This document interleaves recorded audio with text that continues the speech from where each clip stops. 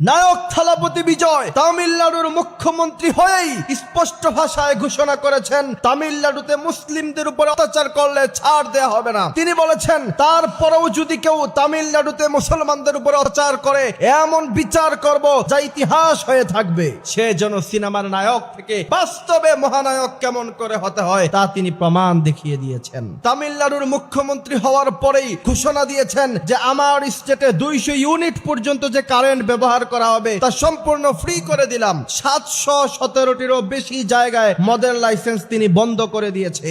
অল্প কিছুদিনের মধ্যেই তিনার যে যুগান্তকারী সিদ্ধান্ত আজকে গোটা পৃথিবী তার প্রশংসা করছে। হিন্দু তো দূরের কথা, খ্রিস্টান তো দূরের কথা, মুসলমানরা পর্যন্ত তাকে প্রশংসা করছে। তার একটাই কারণ, লাকুম দীনুকুম ওয়ালিয়া দিন। আপনার ধর্ম আপনি পালন করেন, আমারটা আমি পালন করব, কিন্তু মানুষ হিসাবে সবাইকে তার অধিকার দিতে হবে। আল্লাহর হাবিব সাল্লাল্লাহু আলাইহি ওয়াসাল্লাম ইহুদির লাশ দেখে দাঁড়িয়ে গেলেন। সাহাবারা বললেন, ইয়া রাসূলুল্লাহ, আপনি কেন দাঁড়ালেন? আল্লাহর হাবিব বলছেন, আমি ইহুদি হিসাবে দাঁড়াই নাই, আমি দাঁড়িয়ে